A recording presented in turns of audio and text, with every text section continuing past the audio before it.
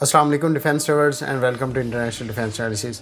Viewers, इस वीडियो में हम आपसे पाकिस्तान की तुर्की से मुतवक्के ड्रोन्स ख़रीदारी, JF-17 ब्रावो की प्रोडक्शन के अलावा ब्लॉक 3 की मुमकिन प्रोडक्शन पर भी बात करेंगे। इसके अलावा इंडिया और दीगर बैनुल-अक़वामी दिफाई ख़बरें भी इस वीडियो में शामिल होंगी।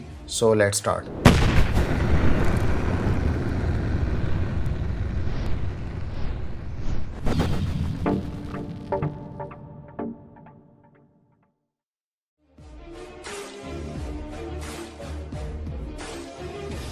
व्यूअर्स, हाल ही में पाकिस्तान एरोनॉटिकल कॉम्प्लेक्स कामरा के तैयार करदा JF-17 ब्रावो की एक तस्वीर देखने को मिली है, जिसका सीरियल नंबर 20-615 है। इसका मतलब ये हुआ कि ये ट्विन सीट यानी JF-17B या जिसको उर्फ़े आम में ब्रावो भी कहा जाता है, इस सिलसिले का 15वां एयरक्राफ्ट है और इसको 2020 में प्रोड्यूस किया गया है। ये PAC कामरा की प्रोडक्शन फैसिलिटी में तेज़ी की तरफ इशारा करता है। आपको याद होगा कि दिसंबर 2019 में 10 JF-17 ट्विन सीटर तैयारे पाक फ़िज़ाइया में शामिल किए गए थे, जिसमें से 2 चाइना जबकि 8 कामरा में तैयार किए गए। वाज़ेह है कि इत्तलात के मुताबिक पाक फ़िज़ाइया टोटल 26 JF-17 ब्रावो अपने फ्लीट में इंडक्ट करने का इरादा रखती है। हालिया सीरियल नंबर को देखते हुए ये अंदाज़ा लगाया जा सकता है कि पाक फ़िज़ाइया के ऑर्डर किए गए 26 तैयारे इंशाल्लाह अगले साल के अवाइल में पाक फ़िज़ाइया में शामिल कर दिए जाएंगे और इसके बाद हम PAC कामरा में JF-17 ब्लॉक 3 की प्रोडक्शन की तवक्को कर सकते हैं। व्यूअर्स, हमारी मालूमात के मुताबिक JF-17 ब्लॉक 3 के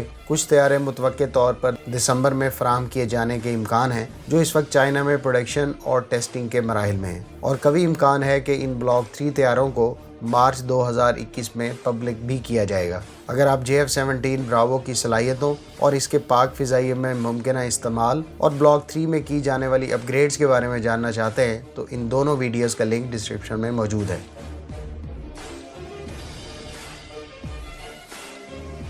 व्यूअर्स, ईरान के वज़ीर ख़ारजा ने कहा है कि अक़वाम मुत्तहिदा की तरफ से आयद असला की ख़रीदारी और फ़रोग़्त से मुतालिक पाबंदियों के ख़ात्मे के बाद अब ईरान किसी भी मुल्क से किसी भी तरह के ज़रूरी हथियार ख़रीद सकता है। ताहम उनका कहना था कि ईरान अपनी दिफाई ज़रूरियात के तहत ही असला ख़रीदने की पॉलिसी रखता है और इसी तरह से दिफाई एतबार से तैयार करदा ईरानी हथियार दूसरे ममालिक को बेचे भी जा सकते हैं। उनका मज़ीद कहना था कि ईरान दिफाई साजो सामान बनाने के एतबार से खुद इन्हिसारी की पॉलिसी को जारी रखेगा, जो उसने 80 की दहाई में होने वाली ईरान इराक जंग से शुरू की हुई है। उन्होंने कहा कि ईरान अपने दिफा के लिए ना तो गैर रिवायती हथियारों और ना ही बड़े पैमाने पर तबाही फैलाने वाले हथियारों की दौड़ में शामिल होना चाहता है और ना ही इस तरह के हथियारों की हमारी दिफाई पॉलिसी में कोई जगह है। हमारे मुल्क का दिफा हमारे अपने लोगों की जुर्रत और बहादुरी के अलावा हमारे अपने इल्म और सलाहियतों से मुज़य्यन है।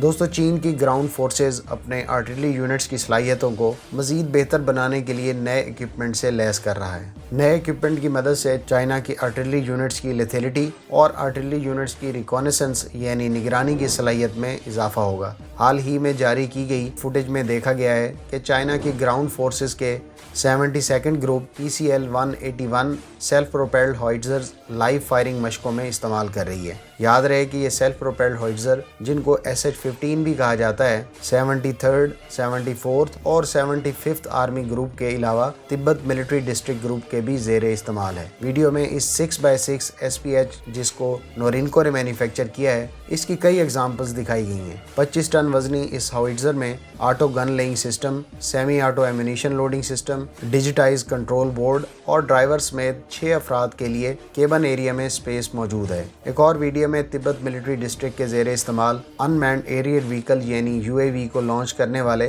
ट्रक माउंट लॉन्च सिस्टम को भी दिखाया गया है। इस 4x4 ट्रक पर एक रॉकेट लॉन्च UAV देखी जा सकती है, जो इससे पहले ASN-207 UAV, जिसको पहले ही चाइनीज़ फ़ौज इस्तेमाल कर रही है, उससे देखने में मिलती जुलती लेकिन सलाहियत में मुख्तलिफ मालूम होती है। व्यूअर्स, इंडिया में मकामी सतह पर तैयार करदा चौथी और आखिरी कामोर्ता क्लास कॉर्वेट को इंडियन नेवी में शामिल कर दिया गया है। 22 अक्टूबर को होने वाली तकरीब में, जिसका इनेकाद नेवल डॉक यार्ड विशाखापट्टनम में हुआ, इस एंटी सबमरीन वारफेयर कॉर्वेट को नेवी में बाकायदा कमीशन किया गया है। इसको INS कावाराती का नाम दिया गया है। इस शिप को डिज़ाइन न्यू दिल्ली में मौजूद डायरेक्टरेट ऑफ नेवल डिज़ाइन ने किया, जबकि इसको गार्डनर रीच शिप बिल्डर्स और इंजीनियर्स यानी GRSE कोलकाता ने मैन्युफैक्चर किया है। कंपनी का दावा है कि ये स्टेल्थ फीचर्स की हामिल शिप है, जिसमें 90% मटीरियल बशमूल कार्बन कंपोजिट मकामी है। 1900 मीटर लंबी ये कॉर्वेट 25 नॉट्स यानी 46 किलोमीटर पर आवर की स्पीड से मूव कर सकती है, जबकि इसमें licence build 2 RBU 6000 anti submarine rocket launchers और एक ऑटोमिलेरा 76 mm रैपिड गन और 4 टॉर्पीडो लॉन्चर्स से लैस है। इस शिप की रेंज 40 किलोमीटर बताई गई है।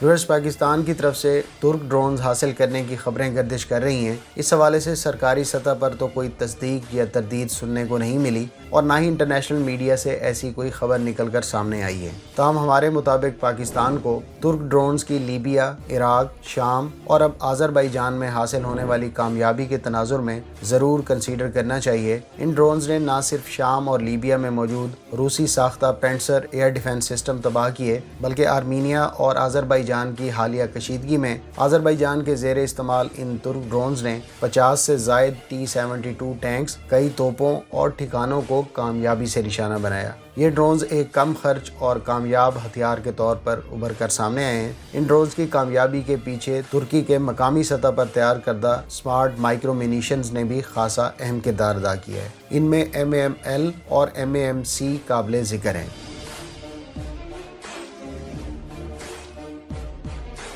दोस्तों, इंडोनेशिया ने तुर्की से टॉर्पीडो काउंटर मैयर और जैमर्स वसूल कर लिए हैं। याद रहे कि टॉर्पीडो काउंटर मैयर्स आसान अल्फाज में किसी भी बहरी जहाज या आबदोज पर हमला आवर होने वाले टॉर्पीडो से बचाव के लिए धोखा देने के लिए इस्तेमाल किए जाते हैं। एसएलसान कंपनी के तैयार करदा ये टॉर्पीडो काउंटर मैयर्स इंडोनेशिया की type 209 class diesel electric submarines पर नस्ब किए जाएंगे। एसएलसान के ये अफेक्टर जरगाना डिस्पेंसर से लॉन्च किए जाते हैं। ये सिस्टम 24 डिकॉयज या जैमर्स को एक ही वक्त में लॉन्च करने की सलाहियत रखता है। इन सिस्टम्स के लिए इंडोनेशिया की तुर्क कंपनी से डील 2019 में साइन हुई थी और इसको मार्च 2019 में रिपोर्ट किया गया था। इंडोनेशिया की सरकारी कंपनी PT पाल एसएलसान के साथ मिलकर इन सिस्टम्स को 3 सबमरीन्स पर नस्ब करने के लिए काम करेगी। याद रहे कि इंडोनेशिया ने 3 submarines Korean company Daewoo ship building से 2011 में ऑर्डर की थी, जिसमें से 2 पहले ही इंडक्ट की जा चुकी हैं, जबकि तीसरी भी बहुत जल्द इंडोनेशिया की नेवल फौज में इंडक्ट कर दी जाएगी।